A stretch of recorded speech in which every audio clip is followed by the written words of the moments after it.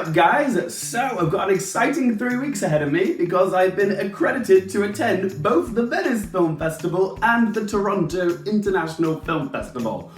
Wow! So I'm very excited to attend both of them. Lots of awesome movies in these film festivals, so I thought, why not do a top 10 of each festival as to the films that I'm most excited to see, the most highly anticipated films that I cannot wait to watch and review for you guys. Click that subscribe button, hit the bell if you don't want to miss the alerts. So yeah, as Venice is the first in the diary, let's do Venice first, and here is my top 10 most anticipated films to see and review at the Venice Film Festival 2019. Right, so kicking off the list, at number 10 we have a Netflix original film, which is doing the rounds at all the big three fall film festivals. That's Venice, Toronto, and Telluride, and that is the new film from Noah Baumbach, and it's called Marriage Story, which is about a married couple who are played by Adam Driver and Scarlett Johansson, who are going through an ugly divorce and custody battle. Noah Baumbach's previous Oscar-nominated film, The Squid and the Whale, also dealt with similar themes of divorce, and his new film, Marriage Story, will undoubtedly attract comparisons to his real-life divorce from actress Jennifer Jason Leigh. A real case of art imitating life, it would appear. But the film is getting a lot of buzz already. This could potentially land Scarlett Johansson her first ever, long overdue first Oscar nomination, and it could get Adam Driver a second one. And as this is such a personal film of Noah Baumbach's, it's very likely that he could get an Oscar nomination for writing or directing. So I'm very excited to see this one. Alright, at number 9 we have the long-awaited return of director Yonfan, who hasn't released a film since 2009's Prince of Tears, which also was in competition for the Lion at Venice 10 years ago. Yonfan is coming back to Lido with his gorgeous-looking animated film Number 7 Cherry Lane, which is a story about a love triangle in 1960s Hong Kong between a university student, a single mother, and her teenage daughter. Yonfan describes the film as a love letter to Hong Kong and to cinema, and I can't wait to see it. Right, at number 8 we have a film that took 20 years to get off the ground, and that is the adaptation of J.M. Coetzee's novel Waiting for the Barbarians, which is the first English-speaking film from Colombian film director Cira Guerra. This film is about a British magistrate's officer played by Mark Rylance, who's in this small colonial town who begins to question his loyalty to the empire. In these highly politically divisive times, the film's thematic themes of immigration, integration, and torture feel very resonant. The film also stars Johnny Depp and Robert Pattinson, so it's got some star power, so I'm definitely gonna go watch it. Alright, and number 7 is one of only 2 films to be in the competition, which is directed by a woman, and that is Shannon Murphy's comedic drama, Baby Teeth. This is Murphy's debut feature film and stars 2020 breakout star Eliza Scanlan. Yep, you heard me correctly. I said 2020 because she is going to explode into popularity next year because she is playing Beth in Greta Gerwig's highly anticipated adaptation of Little Women.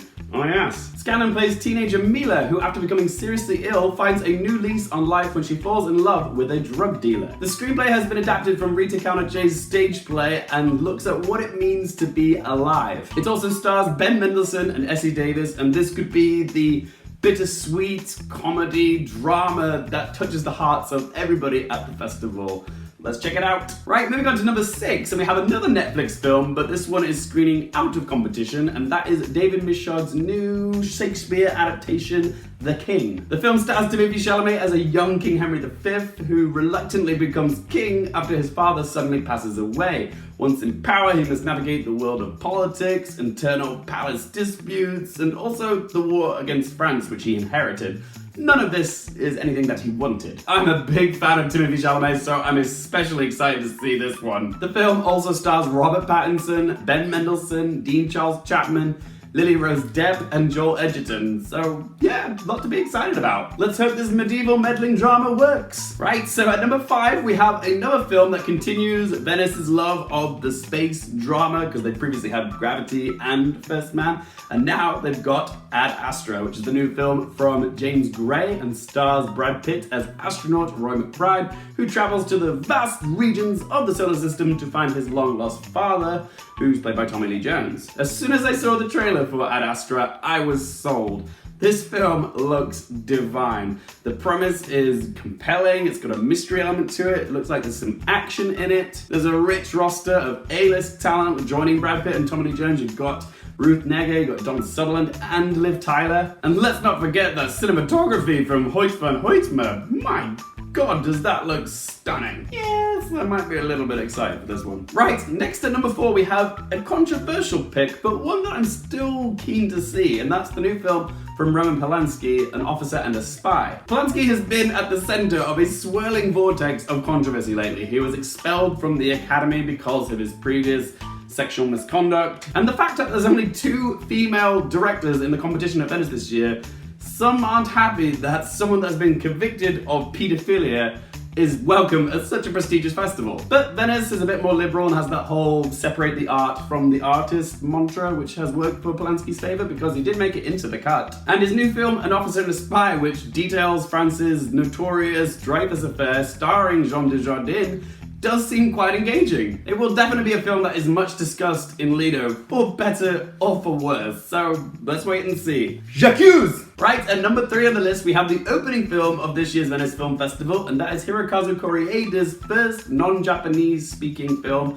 and it's called The Truth. It's a multilingual film, it's both French and English, and it's about a legendary French actress called Fabienne, who's played by Catherine Deneuve. She publishes her memoirs, and her daughter and son-in-law, played by Juliette Binoche and Ethan Hawke, travel all the way from New York for the launch of her memoirs, and it leads to some confrontation. This looks to be an intimate family drama which explores the dynamics of mother-daughter relationships, but fresh off Koreeda's Palme d'Or win for Shoplifters, as well as having such a reputable international pool of talent, this film is sure to get the Venice Film Festival off on the right foot. So, coming in at number 2, we have the latest film from director Steven Soderbergh, which is absolutely packed to the rafters with A-list talent. We've got Meryl Streep, Gary Oldman, Antonio Banderas, David Schwimmer, Jeffrey Wright, Melissa Roach, Sharon Stone, James Cromwell, the list goes on. This is definitely going to be one of the busiest red carpets in Venice this year. Anyway, the film has been distributed by Netflix, and it's a dark comedy called The Laundromat. The film is set around the Panama Papers scandal and details the investigation of the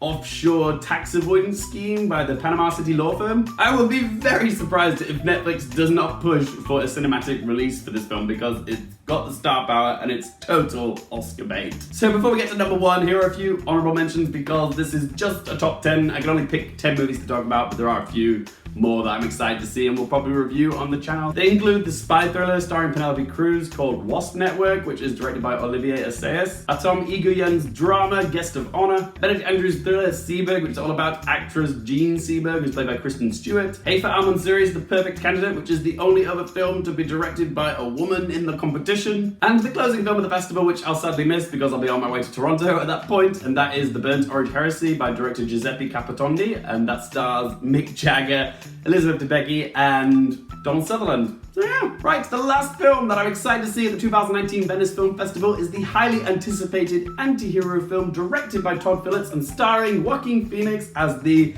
street performer turned clown prince of crime, and that is Joker. The fact that a comic book inspired film is in competition at one of the most prestigious and oldest film festivals is a huge deal because it represents the turning tides of the film industry and also shows that comic book heroes are a huge part of cinematic culture. All eyes will be on Joaquin Phoenix to see if his interpretation of Arthur Fleck, aka the Joker, is as compelling as Jack Nicholson's, as enthralling as Heath Ledger's, who won a posthumous Oscar for his interpretation of the Joker. So yeah, a lot of pressure. We already know it's going to be miles better than Jared Leto's Joker. Sorry, Jared. The trailer for Joker has got a lot of people excited for this film, myself included, and I can't wait to see what Joaquin Phoenix does with the role. So fingers crossed that's good. I'm going in cautiously optimistic, but yeah, I've got a feeling it's going to be probably my favorite film of the festival, but time will tell. Here we go. Either way, I'm going to smile and put on a happy face. Eh? But there you go, guys. That is my top 10 list of my most anticipated films to see at the Venice Film Festival 2019. But I want to know from you guys, what films are you excited to see that are in the lineup at the Venice Film Festival? Be sure to let your thoughts, comments, opinions be heard in that comment section down below. If you have any requests for me to review any films in the lineup at the Venice Film Festival, just tell me in the comment section below, okay? I'll do my best to oblige, okay? And guys, if you want to stay up to date with all my reviews for both the Venice and Toronto Film Festival, please don't forget to click that subscribe button, and of course follow me on Twitter and Instagram. All those links are in the video description down below, okay? As always, thank you guys so much for watching. For more things related to movies, TV, and popcorn culture, I'm Luke Carefield, and I'll see you next time.